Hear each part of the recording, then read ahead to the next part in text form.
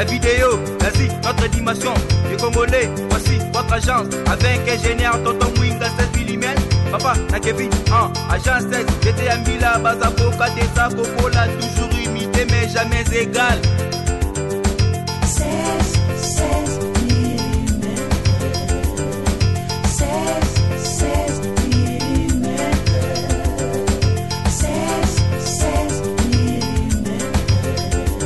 La mbote balandi ya Info 16 mbote sika bozwami na mikili ya poto biso awa na Afrika tozali malamu na ebike bisika bozali bozape malamu benga baninga oyo bazali banda bakota na ndaku po masolo na biso ebandi bonzambe na biso ebandi bomoko na biso ebandi vraiment mbote na batu nyonso lelo bokotuna ndeko na biso papa na biso tonton Mwinga ayambeli biso nani mais nazotanga na lombango na yambi papa Lulendo Bosekota itedika oyazali représentant légal et chef spirituel ya religion mpadiste donc lelo bampadiste nyonso na poto bampadiste nyonso oyo baza na Afrika pe mokili mobimba bozala ya kosepela poto yambi oyazali représentant légal na bino mbote papa journaliste papa nasepeli elateli oyo namoni pe mokolo mosusu nga pe na komilukela abankosi ya boye boni santé. Oui, santé malamu loba yo moko. Voilà. Toko kota na lombango na lisolo na biso na ebiki ezali mbala na biso ya liboso ya koyamba yo mais na ba chaîne mosusu olekaka na yo osololaka na yo olobaka pe oyo bandeko baza na posa ya koyoka comme epa na biso ezali mbala na biso ya liboso okolimbisa biso mukie parce que tozali na mituna o tozana ngo mususu ezali ya batu mususu bapesi biso balobiso kutani na papa tunela biso boye alors tozala obligé ya kotuna yo mituna oyo bandeko batindaki biso to tuna yo motuna na biso ya liboso ezali boye bandeko bozolanda biso motuna na biso ezali religion mpadiste euti wapi. Merci papa journaliste. Tosepeli na motuna na yo pamba te bafricain bayebi nano histoire ya mboka na bango propre te. Motuna na yo elingi koloba boye religion padiste réalité ndenge bamangombo oyo ozali komona ebimi na balabala ezali koteya na ndenge nyonso tu mais religion padiste euti na genèse du monde depuis Nzambe akelaki mokili. Tata Nzambe a créé 4 peuples. Peuple asiatique, bisonde baya mokolo, plutôt peuple africain. Je m'excuse. Bisonde baya mokolo, peuple asiatique, peuple arabe et puis peuple européen. Alors tango akeli chaque peuple tango aliko créé azali ko pesa na chaque peuple ancêtre na yeba koko na ye na yambo ya mokili. Azali ko pesa bango pe chaque peuple confession religieuse naie, cela veut dire religion naie d'origine. Pe azako pesa les sous en créant chaque peuple a pesi les sous les jours sacrés. Oyo sengeli rasoana et sengeli ko sambelela kaye. Lokola lelo oyaye ko kuta wa to alaki na kuta mercredi. Tous les Africains leur jour sacré ezali mususu te ezali kaka le mercredi lelo yo oyiko kuta bantoma balaki na prière. Et puis bancetre bakoko ebandeli bango soko ayi batondisi mokili kaka ba peuple oanande bancetre bango bato bakozonga de nouveau parce que bakufaka te basalaka voyage spirituel. Tango bakozonga bayiko bota masikoy non pas en étiquette ya origine ya bancetre mais si ko soko ba botami na kombo ya ba grande manifestation divine soit sauveur ou bien mibix, il y a chaque peuple on a bien déterminé.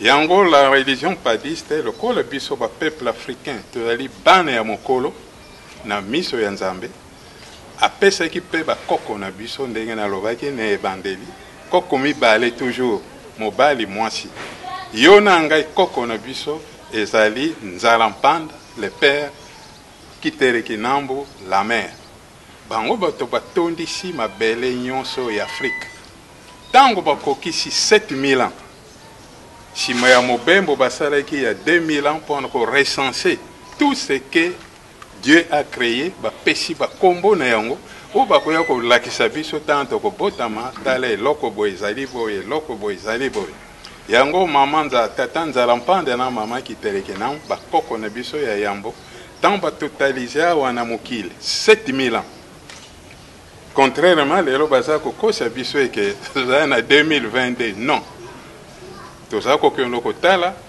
même le calendrier actuel doit être changé oyo ya lelo si ezali yango te qui devrait exister naza kopesa ordre ya création voilà donc bakoko na biso basali 7000 ans ntango ekoki nzambe abengi bango bazongi bakufaka te basalaka mobembo spirituel en attendant le jour J bakozonga na mokili oyo bakoya kobotama ndenge yo na ngai tobotami na tango wana bakoza susu na étiquette ya bokoko te me bakomi basauveur bamibix ya race wana bien déterminée et que yo na ngai il faut yeba yango d'avance tozali banoir te vous et moi nous sommes des Africains tout court parce que baterme mosusu bapesaki biso na bacolonisateur eyali bainjire so bako banègre makaka okomona bacolonisateur na bamangomba na bango bayaki na yango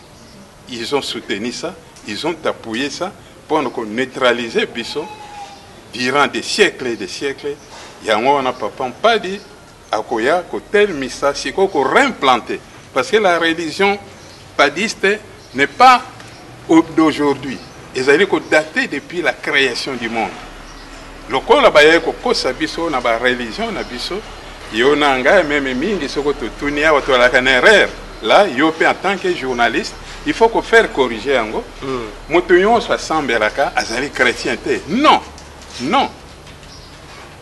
moto nyonso asambelaka ali croyant benganga croyant padiste croyant bouddhiste croyant islam croyant judaïsme même bango balaki ba chrétien te ça c'était l'imposition ya papauté romain tango nzambe asengi biso bakoko na biso nzarampa na kitereki na mulere baboti biso ba recenser mokili tout alors 7000 ans bazongi en attendant le jour J 1000 ans après soit yona ngai les africains to totaliser 8000 ans alors awa na mabele et chikande les asiatiques bakoya nzambe pe akotila bango bamibiksi na bango mibale check et kao boyo na lere bakotondisa mokili na bango nzambe pe akobenga bango mais bango pe bakozala na religion na bango d'origine bionanga les africains nous avons comme religion l'empadisme bango bazali comme religion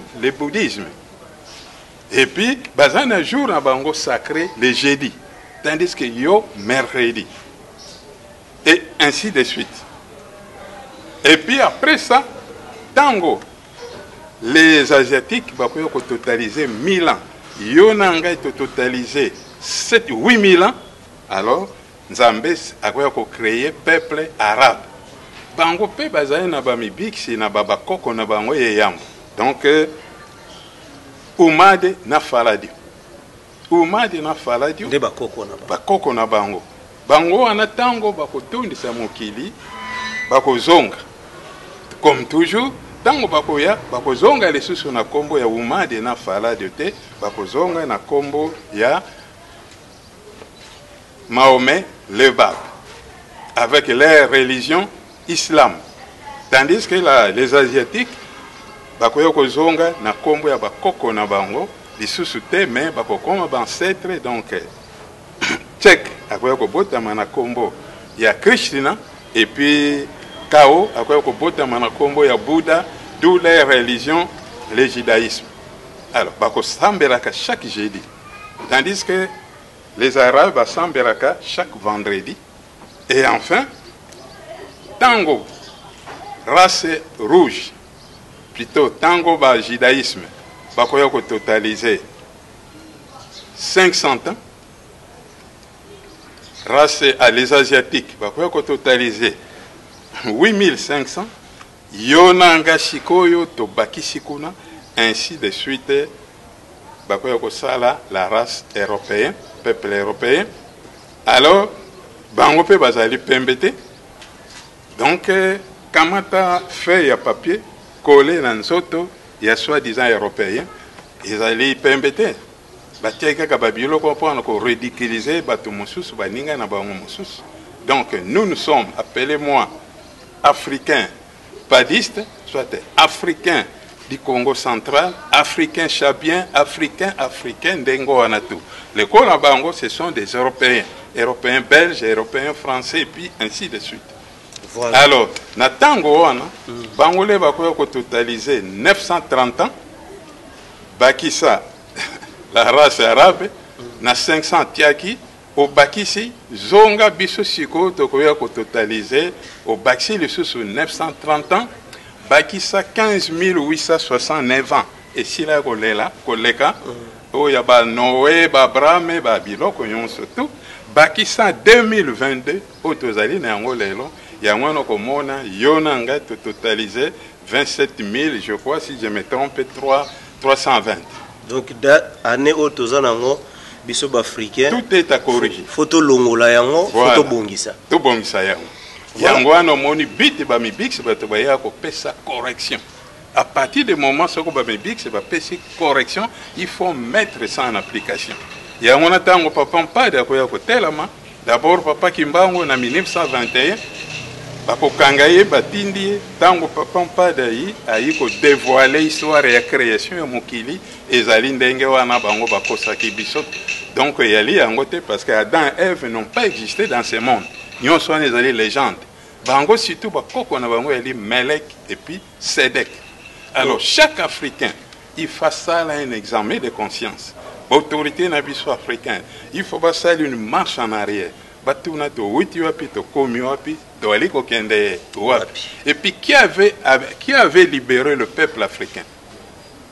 Mais c'est pas Pampa dit mais balinga ko tanga kombo na été. Parce que le mensonge domine ces pays. Et puis que papa tango lobi na surtout ki mo moké. Mais si papa pas dit biso to ebi ke moto libéraka biso eza Lumumba. Non. Maintenant, qui avait envoyé Lumumba à la table ronde? C'est pas Pampa dit non? C'est pas Kimbango. Kimbango a coué en 1921, le 18 mars. A sali 3 mois en liberté, 3 mois à Kobombana, Bakangiye, Ti, Batinde na Lubumbashi. Il n'a pas pu vraiment définir le but de sa mission. Ce que moi le bien Kimbango a tonga ki lengomba, Kimbango a tonga ki lengomba te, a tika ki lengomba te, a sali ka 3 mois en liberté, 3 mois à Kobombana, arrêté puis acquis. Ce n'est que 18 ans après, papa pas de quoi côté la main à 39, yé motakoya ko yebisa le but de la mission ya papa Kimbango et que Kimbango bien bomona qui est le premier sauveur. Bango baya kande ko préparer la voie.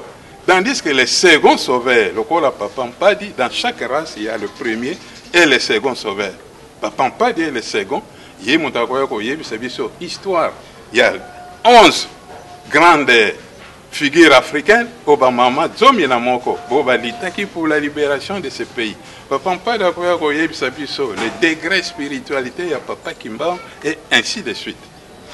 Voilà papa, tozwa ki na occasion oyo tolobaki pe comme ezali ba date historique ezolandana na kati ya mois o tozali na septembre to megana kotala le 2 septembre o bosanganaki ezalaki pona nini? Bon, on a Kolikia, papa pas dit, avant Tango Potami, ba missionnaire à l'âge de 7 ans, la BFEMS, il y a son abata, il y a des parents, il y a formé comme catéchiste. Mais Tango Aramidi Saleh, en 1934, il avait besoin d'un interprète. Yango, commissaire Beke, Tango Anaraki Ajidan, Beke, couple Beke, Bakena son abata na Congo central pour na koluka un vraiment interprète azali valable, capable. Yango wana choix etombaki na Papa Mpadi. Pendant ce temps, Papa Mpadi ayaki en mission de service na Kwango. Alors, ba présenter ye yango wana Papa Mpadi tango azongi na mission ba yebisi esika ayaki na Kinshasa kokutana na Beke. Alors, Beke lere amoni ye kaka boye na tango ali koyemba tout ça a posé ba question yemberanga nzembo bo yemba bo sambera bo esika Beke alobaki voilà à part ngai Beke na mwasi nanga couple Beke donc deuxième personnalité ezali Papa Mpadi Simon Pierre. Il y a armée du Sali. Il y a armée du Sali. Peu grâce à Papa Mpadi que a eu vraiment co-organiser cette armée du Sali. Parce que on va là qui na rôle ko kabola ka ba savon biloko ko lia na hôpital et tout ça. Donc ONG. Mais Papa Mpadi bi soko yo lingi to longa malam tout transformer comme lokola lingomba et comme lingomba. Raison pour laquelle au monde ba SO et l'axaka savon soupe. Tango ekoki, tango Papa Kimbako asalaki ba mabondele na ye azako lela epai ya Nzambe ngatela mosala bukanga kinga na tikale kuto ko sala te na koma na boloko. Mais nana sengele ko ingela mosala nanga. Il avait sollicité même ba frère na ye d'abord yankamba ba tata ne namba nani ba bangaki ba fingaki ba pasolaki mikanda wana à 3 reprises. Raison pour laquelle asalaki retraite à 44 jours 44 nuits sans boire ni manger. Au moins sika tunaki na Nzambe yokelaki ngai. Mais tala mission yo pesaki nani akoka ko laksa yango et sika réponse yaki babi bokena na armée du Sali et pas Mpadi azali malgré c'est un haut cadre pour une armée du Sali mais yende motako conduire bino bokenda na madimba kosenga autorisation ya acte juridique. Raison pour laquelle au moins Papa Mpadi a démissionné d'abord le 2 septembre parce que bato baya ko kutana na ye na 1900 na mois d'août vers le 30 tango bazui résultat bon ba beng tata na ye areki na mboka ayi ba poser question alors moi nous azali na bilembo ebele moi je suis capable de conduire la délégation avec il y a 120 personnes baya we pa ya Beke ba kutani ba solole na Papa Mpadi ayambi bango bien par après à se réserver ko yebsa bango était nandimi makambo bino boye ko tuna ngai. Mais tout fait-il que na kopesa bino réponse après.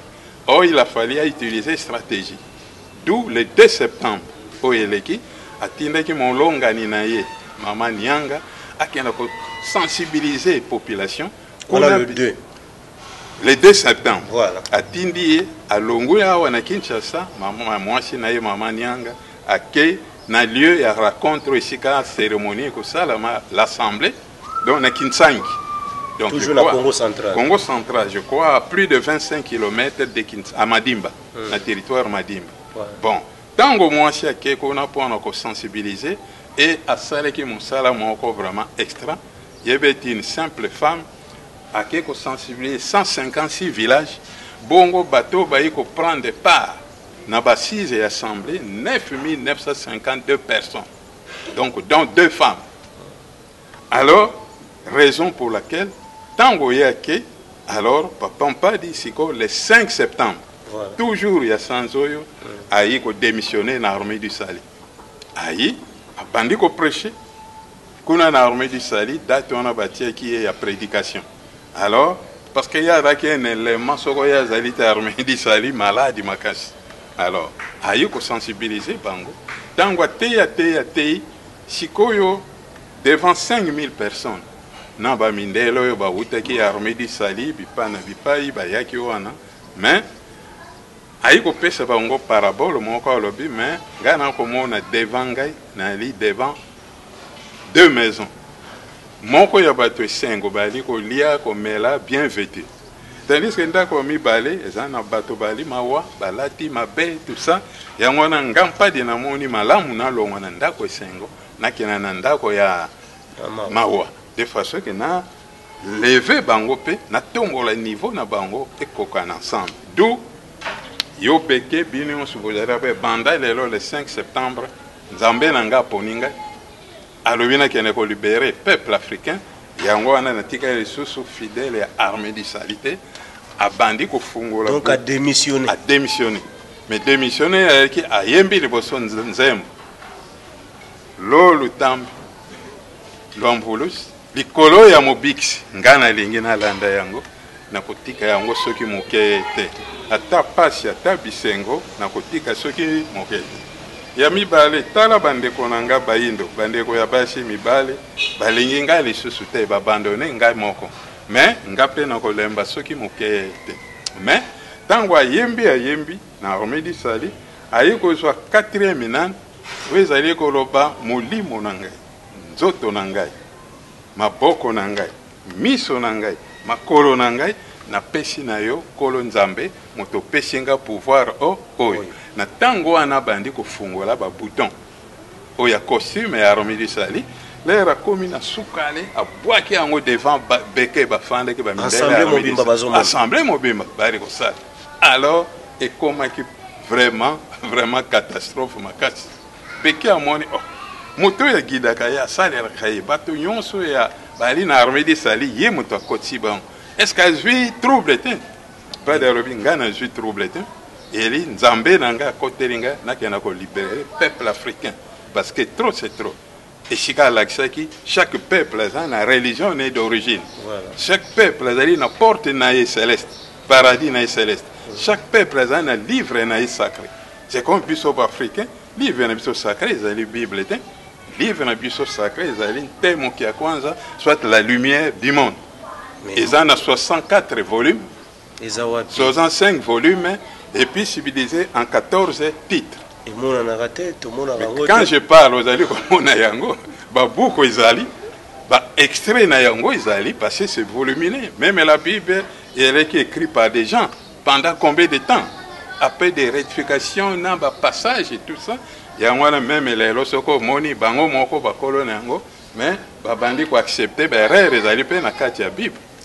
Quand on dit Adam Ève ba koko na biso ba boti bana mibale Caïn Abel Adam, Ève, Caïn, Abel, bakomi bon. 4. Bon. Grand frère yeko bomale qui na yebatika de bon. 3. Alors, ye Caïn a kimi na paix de notes. Ndenge ba comment na Bible na bango. Mais à quel susu ko bala mwasi kuna. Aboti mwa na pesi kombo Enoch. Or mokile bandi na Adam na Ève. Mais mwasi wana Caïn akendaki ko bala. Tata na ye na, maman na ye na nani. C'est qu'il y avait des gens qui existaient. Au biloko ba façon na kaka ba biloko na bango pour ne pas déranger mémoire ya biso africain. Alors tango ba koti yango epa na biso jusqu'à ba moi l'épinière yoka koloba nga Yesu nga chrétien non mais moto nyonso asambela kali chrétien te azali croyant. Voilà. Maintenant les 7 ni ne komelaki papa mpadi les 7. Raison pour laquelle tango a démissionné dans Armedi Sali le 5 septembre. Voilà. Chico Beke a lundi à Sali même menace d'arrestation, tout ça, pas de l'arrêt pour changer. Alors, comme le 6, pas de l'ongou na Kinshasa, à qui a lieu oyo assemblée ba 6 au Salama. Et si Katindaki Mwasinaï. L'air à Kekuna durant toute la nuit, a bandi ko lever d'abord cerveau na bango. A présenté programme à ordre du jour. Voilà, ndenge bomoni to ya walelo tozali kaka na mission mibale. Primo toko rédiger mémorandum. Oyo premier manifeste contrairement à la politique bolobaka baileyo non. Premier manifeste oyo bimaki c'est papa mpati. Mais bakasavu buna banani ba yebi yango. Mais ils n'ont pas voulu se conformer avec ça. Et voilà le malheur actuel. Alors, il y a encore un papa d'hiver commis à l'objet. Deuxièmement, tokoluka choix. Il y a délégation, il y a des membres qui ont côté ça, mémo oi. Et pas il y a AT, administration du territoire Jean Paquet, dans Madim. Oui, le 7 septembre. Il y a 62 personnes ici. Bon, Sikoyo a conscientisé Bango Sikoyo. Dans la mission Toyi, on en a déjà fait. Donc, Tolingi sous Makamba colonisateur, il y a coloniser, puisque sous ceux qui m'ont quitté. Donc, il y a une action Toali menée. Il y a Koloba a exprimé on a des paraboles. Na Pessibino, chacun ayawa un bananier. Tozali na bananier toali kokona yango lelo. Eko bima lelo. Eko bota régime lelo. Régime yango eko bota eko telale lelo. Toko kate yango lelo. Toko tiango na nzungu lelo. Ba mama bakolongola lelo. Batina mesa pe eko liama lelo. A résumé qui message né. Batu suba yoki alors. Vive applaudissement. Bon, deuxième message a dit oui. Kolia makembo yo lelo. Ndenge tobi tokolia. Oui. Cela veut dire lelo yo toali ko bimisa. Lingombo isambela ki bakoko na biso lelo kaka oyo. A partir les 6 toali ko sambela yango. Mabondo lelo ya motope ko mema bino tikona na madimba. Pendant qu'on a déposé lettre auprès du gouverneur administrateur du territoire. Bango yon surtout après si bango tenu ya kaki. Pantoufle kaki, chaussettes kaki, pantalon, chemise kaki et puis naba maman pantoufle kaki, chaussettes kaki, robe kaki, kitambala ya kaki et sikawa puis atinda ki 62 personnes. Donc, maman mi balé, balaki, beaucoup on a déposé yango, mais ça qui marche à pied. De Kinsangi à Madimba. À peu près combien de kilomètres? J'ai dit plus de 25 kilomètres. Dans le territoire de Madimba. Alors, bangoyon surtout, bah ils contané, nzembo, contoné, nzembo, otolo bakeo. Beaucoup à côté yango qui beaucoup, lolo tam.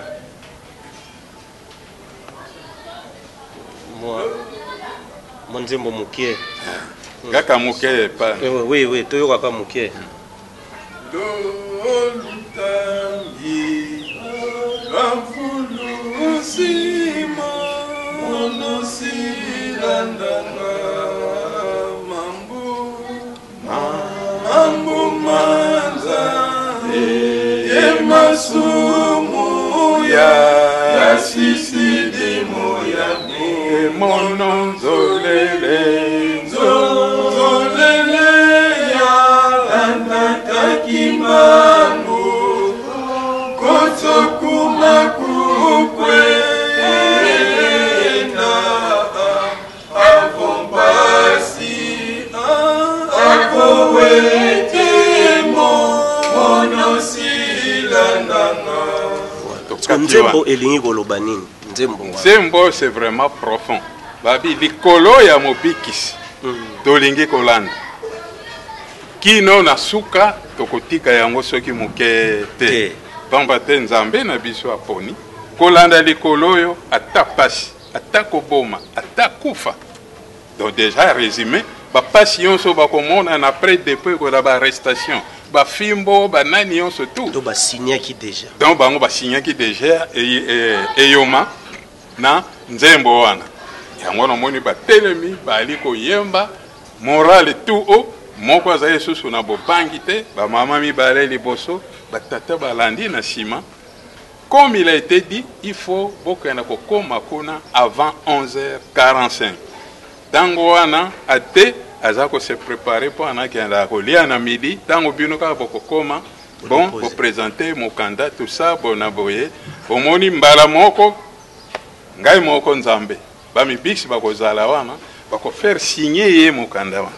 Pendant ce temps l'air bango balongui papa pas die moko azui vélo alandi banzela ko kata ti na liboso kuna vers basona bata ndeshika yaki ko soit motuka et memie na Kinshasa na même moment il a commis auprès du gouverneur général Pierre Kimans na cabinet du gouverneur awa il pas que ko déposer mais tant on va comment la bien ça c'est un lieutenant de l'armée d'Israël officier de l'armée d'Israël qui peut être besoin que quelqu'un lettre ba signer mais après avoir pris connaissance moteur a sengi liberté titre juridique était ben ayi ko senga indépendance. Yango no moli le 13 ya senga ki audience ba bengi siye ole ba bengi c'est pas na ba ye ba bite audience et koma ki jugement condamnation et puis esika batinda ki ya wana prison ya ndolo wana ya même mois na même mois wana donc moni yango wana moni le 7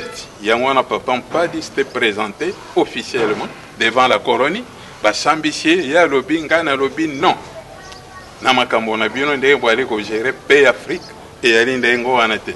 Je suis contre la colonisation. C'est le premier Africain Oyo à qui compte.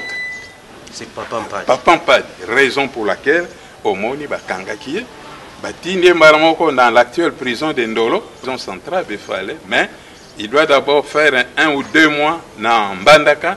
Après Mbandaka, Basanks, pour la Basanks, on a un ancien relégué de 1921, où il y a Papa Kimbam, Bakozala Nesengo, a conscientisé Bango avant Akene na Befale. Alors, quand on a Befale, l'air a Kokoma, a Koya ko évadé Mbale Liboso, a sali 1 mois, il a rattrapé à Mbandaka. Deuxième évasion, Ndenge Moko, Tango Abimi, mais les soldats Badasuki Makasi. Il y avait mon conjoint, mon soldat, le Kanga Pierre.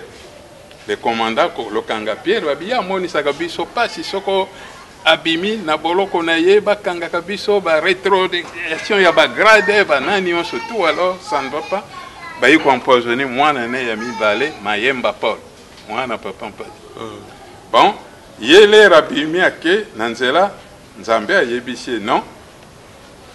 Cas moko grave, qu'on a foyer nayo, Zonga. Lui-même s'est présenté le même jour. Aïe comme il l'accent, bango baza ko lukaye, baza ko mona yika kaza ko tambra na la cour wana, bazuye, batie na prison. Alors, assisté qui na retraitement, donc enterrement, il y a moi na été. Kaka babimisi moi si na yena boloko, bapesi eta machette était, ata mbelite, bon. Moi, si c'est débrouillé seul na banzela, kotimo depuis pour enterrer moi na wa. Raison pour laquelle na kanda wane salamaki a moni kutu elongi ya moi na yete tout ça. Alors, to komaki le 1er février 1942 et sika ya bima définitivement sous l'action vraiment il y a coup de fou et de tonnerre. Kake yiko beta makasi. Moi si na zalaki na passe pour na ko bota babi. Luka mobile na yo azali nzambe na bino aya ko bimisa yo. Pesoko moni ba soda on kakana les Africains. Biso na biso. O ezali ki libération na bon raison pour laquelle le 1er février et là qui libération na est définitive. Alors accueil a commis na Kinshasa a tei bantoma na yawa na Kingabwatu alobi na za ko effectuer mission il faut to koma na Angola. Ba jimo tuka ba commis na Kibweya Kiboya entre lui et son abata, ce qu'on y est bien. Beaucoup n'a sensibilisé, Bantoma Alobi, Toza Kokende, Nangola. Tokokende Ndegeni, Balongo, Ana Bakomi na Kimpes, et pas Bayokana qui n'a pas portugais, Bati Bango na camion, na frontière. Yangola, Kunande Pai, Bakota Kikuna, en tout cas c'était terrible. 107 personnes. Boba compagnie qui Papa Mpadi. A Pamboli Bango, a changé Bango ba identité, ba combo na Bango. A pesi moto na moto combo spirituel et tout ça, yangwana ba côté là. Longoli ba combo yawa. Alors, yangwana a raison pour laquelle ba côté ki kuna ba sali 2 ans et 6 mois kuna na Angola. Tango ba identification na Bango yiko yebana, nde shika Papa Mpadi ya koloba, a munguna komina pembeni. Tika tozonga en cours de route batinda ki ba soda baya ko kanga bango mais ye moko asalepe ba miracle belé tantôt ba soda bale ko ya bimiseli bango elanga ya banana tala banana ya kitoko ya munene ba soda ba weli alors ye moko ayina Kinshasa quelques-uns de ses fidèles ba kanga ki bango batindi bango na makela de Zombo et les restes voilà jusqu'à ce que ye moko ko zonga ba ko arrêter. Alors, et puis, Bakotinde na Madimba le 23 novembre 1943. Bon, kuna na prison ya Madimba, c'est comme vraiment Nyamamoko Bakangi, Batie na Nzete, Tala, 16 minutes, Awa, Banda na Makolo, tout ça, na Moutou. Alors, obligé de fixer les regards vis-à-vis du soleil, du matin au soir. Soda na Shima, na Bundo, Kibo, Akokime, d'ailleurs, ça, ndegi ni Makolo déjà. Maboko Batibo Makolokuna devant le mangue historique de libération. Nakolike il faut que comme na mangue wana otala shika donc libération d'Afrique source nango bandaki sous ces mangues historiques. Ils allaient dans l'ancêtre du territoire. La position. Mais du matin au soir, bakoya ko changer yo nanité.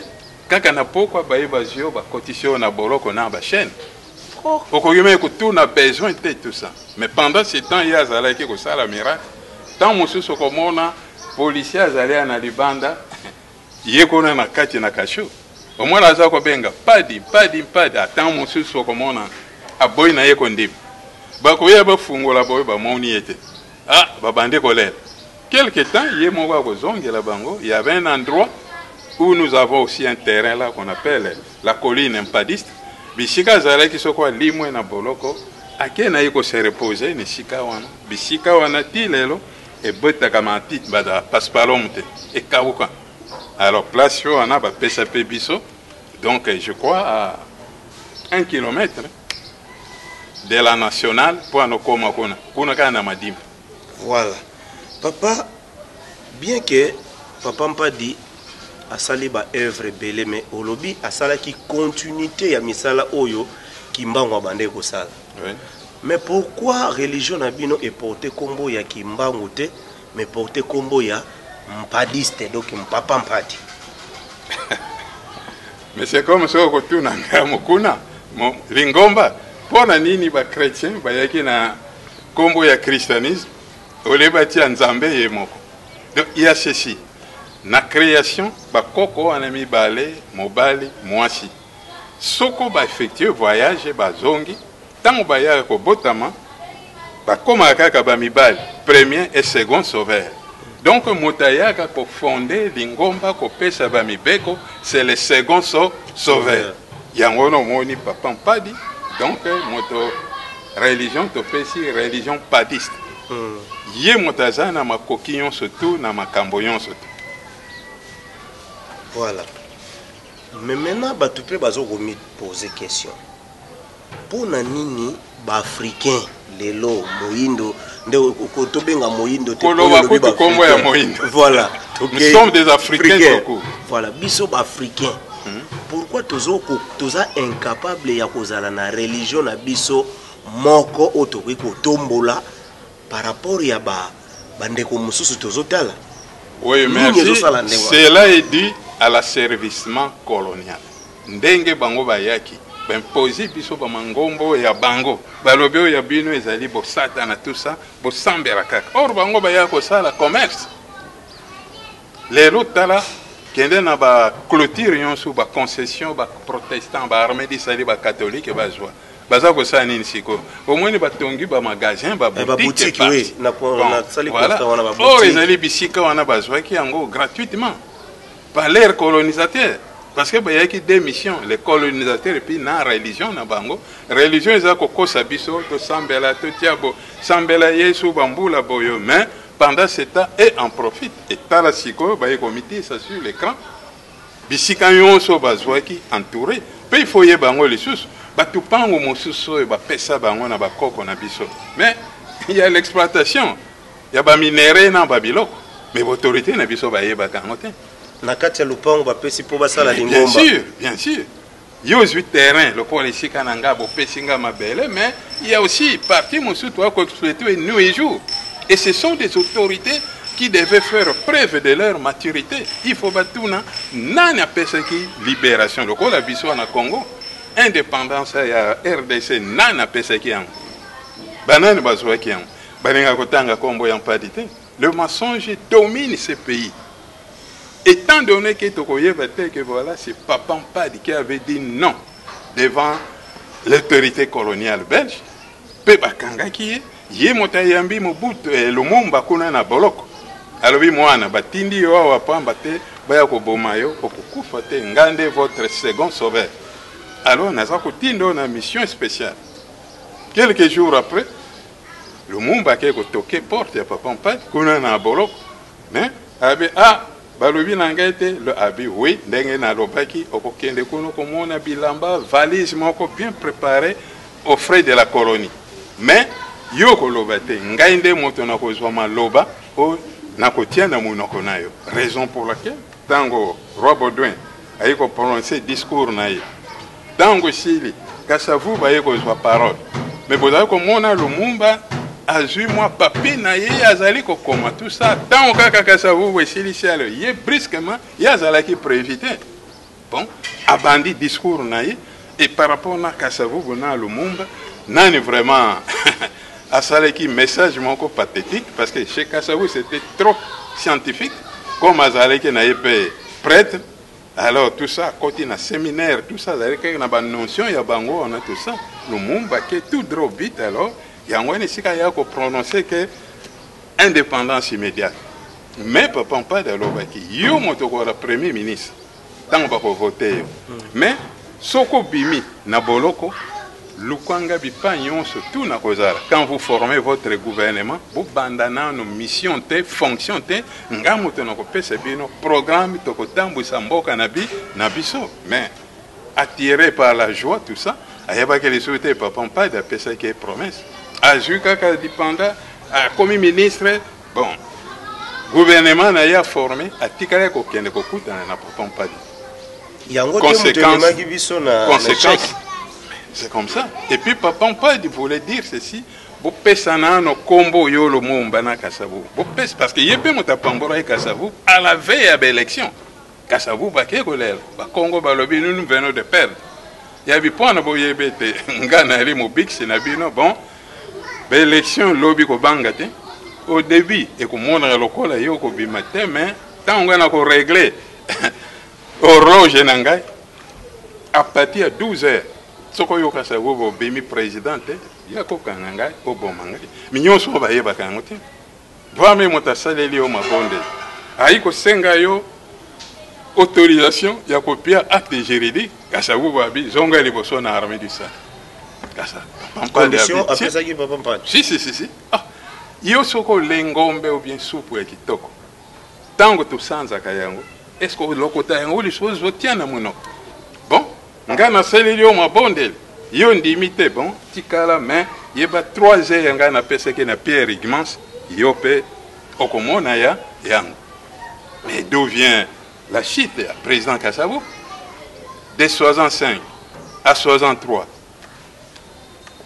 à 62 3 heures du temps donc on moni be veneme ezali mais le col mensonge est kendakana sincère au moni balinga ko tukoyoka kombo ya papa padite kombo ya religion padiste te pampate bayebe ke biso soko tolobi c'est fini le coutanyon c'est comme on a c'est comme on mais la vérité finit toujours à triompher. Voilà. Maintenant lingomba ya bampadiste bazo reconnaître Jésus-Christ lokola nani. Comme j'avais dit au départ, tous ceux qui ont refusé Jésus, Nzambe a créé 4 peuples. Chaque peuple a un ancêtre un sauveur. Voilà. Alors, ce que biso, nous allons prendre un qui télékinam, bakoyoko botama na kombo ya Kimbango Impad. Chez les Asiatiques, Krishna na Bouddha. Bakoyoko botama na kombo ya ba sauveur na bango. Donc, Azane sauveur mais ya bisoté. Non. Il appartient à une race bien déterminée. Mais maintenant, place tozalaka na mwa mitikakatano, même na mboko oyo ndenge bino bozo fungola biso mitu, po biso toza bilenge photo zwaka boyebe pa na bino. Mais ndenge nini batu pe bazo bondela na bango na kombo ya Yesu. Bazo mona pe ba changement. Nini eleka ka place wana. Yo motolobi ko mona changement mais ngana lobi non. Combien na ba retraité au basaraka. Et puis ils utilisent la science, la plupart abattent moni, appartenir à des maisons secrètes, hein, il y a étrangers, tout ça, et on peut faire même 1000 ans de retraite. Ce que tu reconnais, on n'a pas dit, c'est 0. Voilà. Mais maintenant, avant colon aya mundele, aya awa coloniser biso, liboso to bande ko sambela. Na religion nini biso nyonso nde tozalaki. Très bien ndenge na lobi. Rempa des alliés ko remonter depuis la genèse du monde. Ba koko na biso ba yebaki ki bouddhisme te, ba yebaki ki islam te, ba yebaki nani te, ba ra ko sambela nzambi mpungu. Tuku Ko invoquer. nzambe wana ya biso ya bokoko na biso pe baka kosala ba makambo nyonso tout. Mais à l'arrivée de l'homme blanc, l'homme écouteur missionnaire, bango ne boye komona biso pona ko réussir to neutraliser spiritualité na bango. Yango na bayaki na mission na bango ya esprit chrétien pona kontete biso et puis pona kokosa biso kote ya ba makambo ndenge na bango, d'où vient donc toyiko perdre automatique là notre spiritualité d'antan tobandi kosalo ya bango. Aujourd'hui on peut prier Jésus tant qu'on veut, to ko réussir ce que moukete, ce que to reconnaître parce que chaque peuple azana ba sauveur na ye o biso to sengeli ko se conformer avant d'hériter notre paradis céleste. Yo na ngai to ko passer par canal ya Kimbangu na Mpadi. Les asiatiques par canal ya Krishna na Bouddha dans leur religion le bouddhisme. Bon, et Barab par canal ya Mahomet na le Bab qui signifie la porte.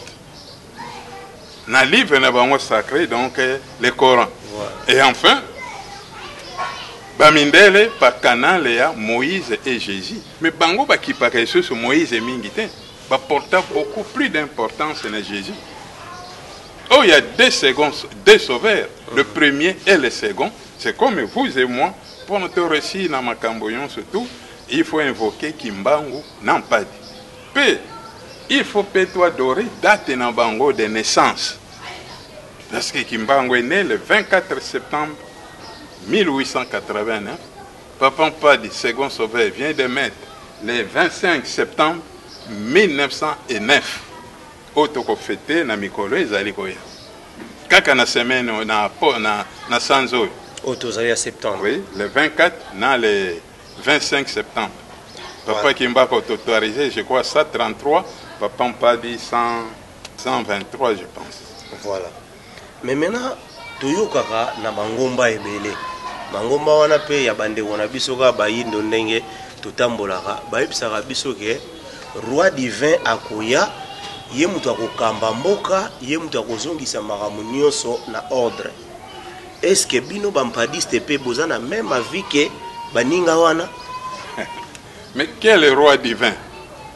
Parce que biso nzalampanda, le père nzalampanda na mère qui terekinam, tango basali voyage bayiko zonga na kombo ya Kimbangu na Mpadi pe bayiko laksa biso notre véritable voie. Mais ba mosusu baloba okoki pe na bato mibale okoka kokumisa Kimbangu te sans que clôturer na Mpadi. C'est comme aussi okoki koloba kaka makambo ya Mpadi te sans que oya koya na Kimbangu. Il faut toujours invoquer les deux à la fois. Si on suit kaka moko na bango pour négliger mon tout, ça sera un échec. Le roi divin histoire wana ça c'est la Bible chrétienne qui le dit. Mais nous avons notre livre sacré, Temo Kiakwanza. Voilà. On a nos bimite. Kolobana no bimite, quand je parle, makamoyon surtout ezali kuna na kati. Voilà. Ezali en confection, mais déjà spirituellement parlant, ezali na rebi 65 volumes. Voilà. Donc 14 chapitres. Nan ba titre. Parce que biso wala ka chapitre on parle de volume 1, volume 2, volume 3 ndengo, ainsi de suite. Voilà, balandi na biso tokomi kokende déjà na suka ya lisolo na biso papa Nzuzi esika ozali topesi yo mbote papa tokomi kokende poto silisa lisolo na yo mais ozali pe malamu to ya le 24 total na ndenge makambo le 24 ele kaka mais maintenant tozwa déjà indépendance physique nde balobaka tutikali na indépendance spirituelle. Oui. Est-ce que l'indépendance spirituelle on peut to kende ka ba marche ndenge bato ba no sala kana imka wana poto zo yango bien ndenge ni. Indépendance spirituelle lokola Kimbangu na Mpadi bakomaki. Tant bake ko kuta na kona na Lubumbashi, papa Kimbangu depuis bakanga na boloko atikali nano atikala ko kutana na ba parents na yete, famille na yete, pe bana na yete. Kaka papa Mpadi nde depuis l'arrestation de Papa Kimbangu, déportation en 1921, Aïgo Yambakaka, moto ya liboso, Papa Mpadi, na le 17 avril 1946. Wana banda kota boloko. Banda kota boloko. Bakomi sika moko, parce qu'il était question, les deux Simon Kimbangu, Simon Mpadi, bakutana. Mais avant bakutana, tant bakutani, il était question, il faut pas témoin basal. D'où vient l'arrestation en 1951? Il y a Sima Otoko, un sujet angolais. Dans Bakangi Bango, il est patindé na IDB pour purger sa peine. Kuna et pas Yamabere na Bango na Portugal. Tandis que Ngomalas, un sujet à l'eau, bon, il y a un temps Bakangi, batindi le 15 août, il y a Moutakenda qui est bosso dans le Bumbashi. Après ça, Bambe Emmanuel, baye les sous au Kangaï. Alors, au Moni, batindi les sous au Kuna, pour nous attendre dernière raconte, il y a concertation. Au papa Mpadi, non papa Kimbangu, Basalaki, les Namina, Basalaki, Nabutu, le 23 août 1951, et pas Bakangaki, Bamakambo, surtout. Et Bamakambo yango, yango no lobi soko nani akoya so ndenge bakosa kabato na bateyo bariko loba. Non, non. Il faut d'abord qu'on respecte les concepts. Il y a 3 concepts. Parce que Bango Kimbangu n'a pas de besoin qui Makambo 77.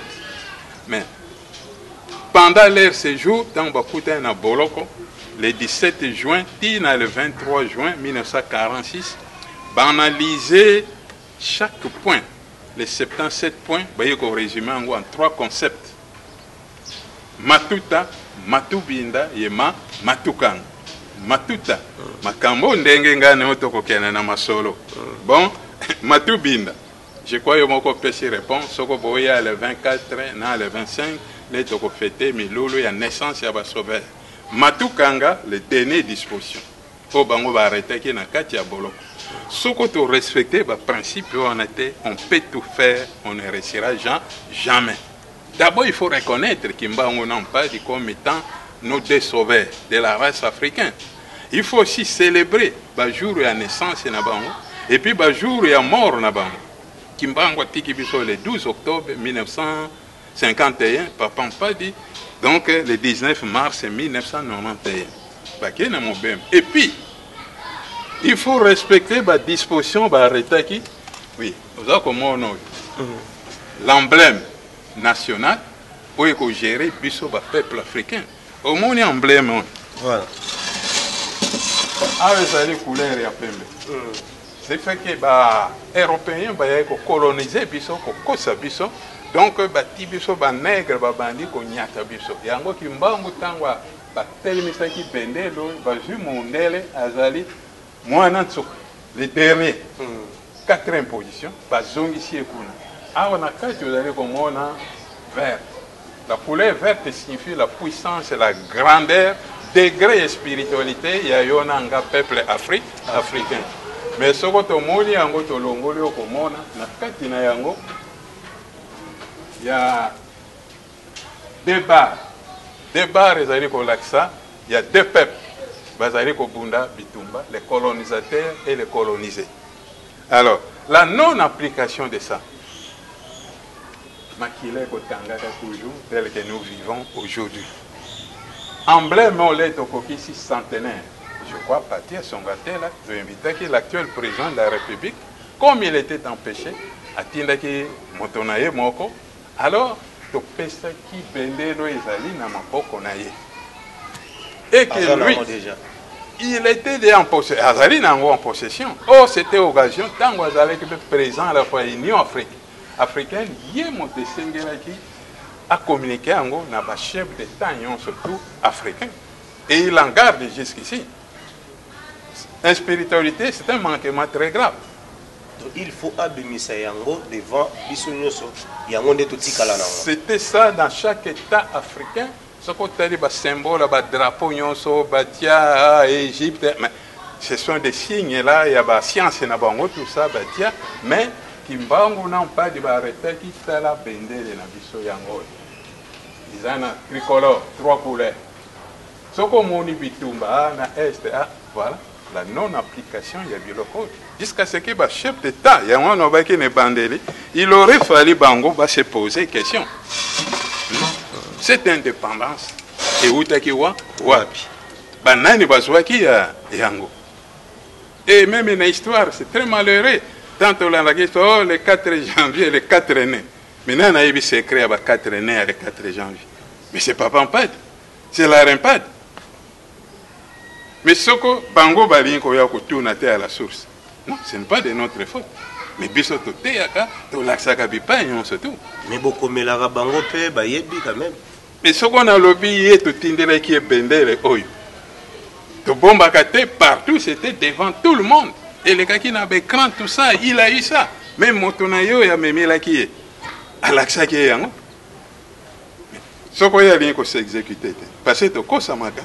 Okozwa yango yo ke kutuna soko na nani oyo wana pe akondima te akomona soko na ndimi yango moto wana bimisi bendele oyo omoni akozwa bonheur biso ko viser le matérialisme yango no moni to longa ka soki mokete la non application il y a implantation il y a bendele oyo na sur les États africains et kolonga soki mokete mais la religion ya lingomba voilà mais président de la République alobaka date moko faut la officialiser pour célébrer Kimbangu.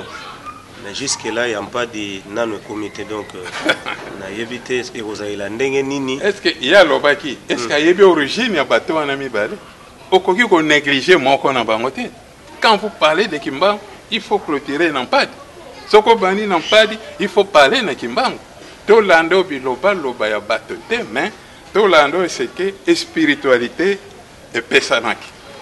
Voilà moi la biso to landa ka bomoto yango no moni to ali kolonga soki mokete ba mangomba combien ezali awa ba retraite boni ba sali awa non banzembo kaka nzembo na bali yesu yo Jésus yo lobi asali sauveur yo kende soko bala ye et on doit faire attention même dans la prédication na banani on se tout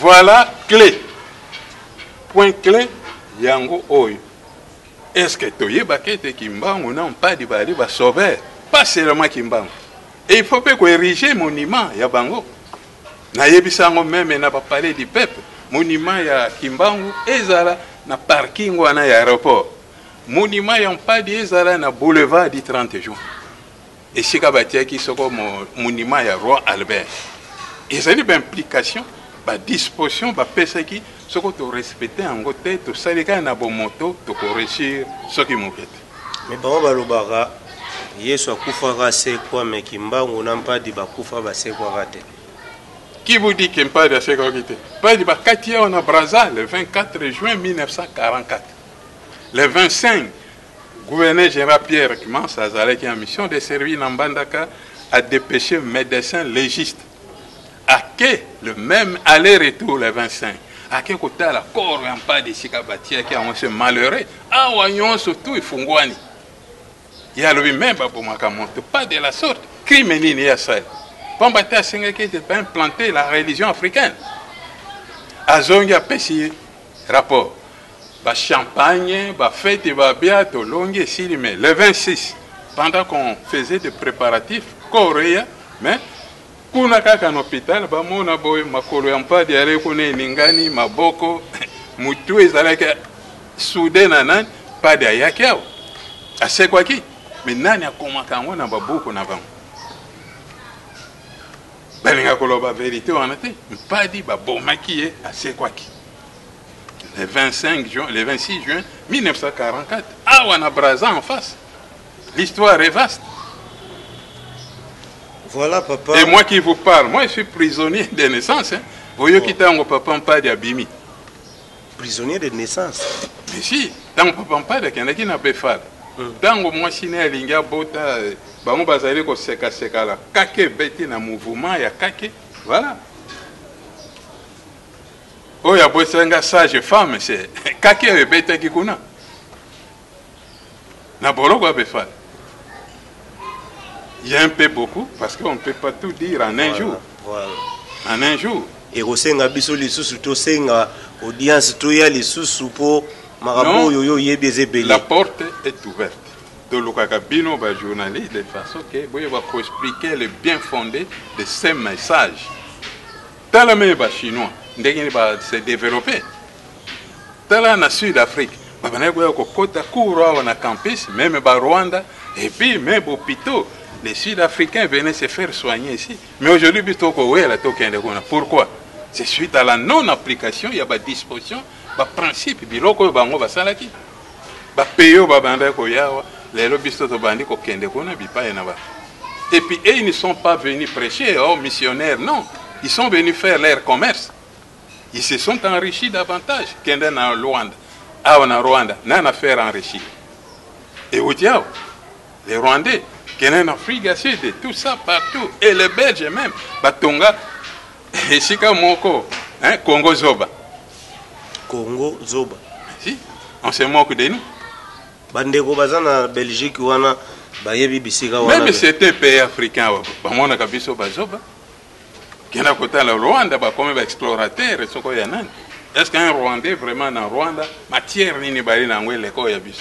Nous avons tous les atouts. Mais soko boyebi véritable voie na bino du salité. Soko boyebi ba sauver na bino te. Mais beaucoup souffrir des années. Il faut reconnaître kimbango na mpadi. Mingi ya mwana babomba ka kombo ya mpadi soko lobi kombo ya mpadi biso seka tolia ka tomelaka esile ko salamati. Mais c'est à vous autres de véhiculer ces messages. Donc en conclusion, vous et moi, nous ne sommes pas des noirs. Ezali banjir. Noir ezali charbon kamatali kala comparé na nzoto abision su wapi yoko benga noir les charbons. C'est comme bango dengue moko, ce ne sont pas des blancs. Ce sont des Européens. Européens belges, Européens français, Européens, ainsi de suite. C'est comme nous aussi. Africains chabiens, Africains, Centrafricains, tout ça, et Sili. À partir du moment où on a corrigé, on a corrigé. Bango kaka ba colonisateur ba ko yeso côté ya bisoté. Bisto mona mabeyon so bango basalaki. Et puis to corriger yango. Et aujourd'hui l'histoire de la relégation. Ba maloyo belge asala. Mon cher, na mona kambara mosuba yaki bakenda ki soko na centenaire. Oyo ba protestant. Mais basenga ka bolimbi si soko ngana yo soit na fingio na beti na zokisaki na gogana ko senga pa ya yete. On s'adresse à qui des droits? Mais bango ba yakawa ba yambaki bango soko na ba makomba mangomba ni. Non. Qu'est-ce qu'ils connaissent? Ba souffrance, ba torture. Bati ba parents na biso na kati ya zamba tala ba lion ba nani baza ko ya boy. Exposé à la belle étoile. Avant ba bana ko tonga banda ko yoka ba relégation na ikafera na Oshwe na Belingo et kuna na Maindombe bipanyo so nous avons vécu. Babeni ko élevé biso comme des bêtes sauvages ndengo wana tout ça bêtes de somme. Mais bangando wana bankoi c'est comme à l'ikafera. Na butu za ko bima olinga ka ofungola ndako kele na toilette non okomona léopard liboso na ndako soko amoni ofungoli akimi batikele ko dévorer moto mon côté na protéger kibiso c'est kimbango na mpadi na ba prière na bango na ba principe ba pesa kibiso et ainsi de suite. Voilà pourquoi yango bino il faut bo clarifier kabato pe bino bo sala ke rete bo ro ka ba chrétien non, tous ceux qui prient ne sont pas des chrétiens, ce sont des croyants. Il y a les croyants bouddhistes, croyants, il y a islam, croyants, et puis ainsi de suite. Voilà, papa. Nous sommes des croyants padistes. To komi pratiquement na suka ya lisolo na biso. Oui. D'abord merci na lolenge oyambi biso. Ngara bando banga monita na zoya. Tana zoya pour tout ça interview na bando loba. Est-ce que papa za gentil, est-ce que ça compliqué mais na kutena papa vraiment gentil. Vraiment na sepeli makasi. Nous accueillons tout le monde. Papa pas de ala qui me chanter, même qui mbango ala qui me chanter, mais bazala qui méchant contre le colonialisme. Voilà. Na ba action na bango, ba acte na bango ba ala opposé. Voilà. Nous sommes là à la portée de tout le monde. Papa Nzuzi dit tout à l'heure na France na komisi mbote pour papa Nzuzi apesa ki mbote nano akoma wate mazo utapoto ayebisaki soki aye na memaye awa. La porte est ouverte. Merci beaucoup. Papa Nzuzi na libota mobimba topesi yo mbote esika yo ozali. Papa soki eza na likambo moko olingaki oloba nano olobi te olobi poto to clôturer na biso lisolo na biso. Nakolikia, Paris n'était pas créé en un jour. Beta pesale belé, histoire belé. Songa na bandi koloba yo motokolemba. Voilà, na lembi déjà. Alors, à la prochaine, avant Yakoya, Pambate to alagape na ba matière belé belé. Oui. Sinon le reste, merci Nandenge. Oui, kokutana na biso tout ça parce que l'Afrique n'a pas encore son histoire. Alors, quitte à nous à confectionner cette histoire. Aujourd'hui, bien ba journaliste, boyebi malamu atala Nelson Mandela zalaki bonabo. Mais quand campagne ya pambo yebite et que yemutasele ke Lumumba mabondeli, yemutasele kasavubu na veille ya élection. Po papa bokomate ke boteka ou bien bokabolela bato yango yoka imona. Na lobi na yo lobaka ki ignorance. Qu'est-ce qu'on n'a pas fait pour parler du peuple de l'équipe dans le Vango Mambouane, Mambouane qui directeur il y a ce musée. Mais je crois que ce Mobutu, ce musée. Ben invité on a parlé du peuple pour en parler la mort de Papa Kimba. Tout ça la conférence banani perse par là. Tout ça alors nous avons des extraits. Bah, beaucoup de ça parce que l'intérêt qui a kwanza notre livre sacré est très vaste. Même la Bible au monde a mindele. Les alliés pensa yangote, ça c'est un extrait. Au monde na kalabazang ça qui 7 livres. Mais ce n'est qu'après bah critique bah yokotia bah Makabe bah Tobi bah banani on se tout alors c'est comme l'intérêt qui a kwanza. Nous avons confectionné des brochures. Les alliés bah extrait un thème qui a kwanza en attendant les jours J où la véritable document et cobiement officiellement à la portée de tout le monde. Mais nous prenons quand même des extraits. Voilà. Voilà, matondo na bino nyonso oyo bolandaki biso na mokolo ya lelo. Yango na uti kolobato yambaki papa Lulendo oyo azali père spirituel religion padiste oyo ki ndenge to sololi nde tolobika kezalaki mbala na biso ya liboso mais ekozala mbala ya suka te. Po papa azana marambo ebele oyo biso bana pe bakoko na ye ezosenga photo profiter nango eko sunga biso magasi botikala malamu bisika bozali.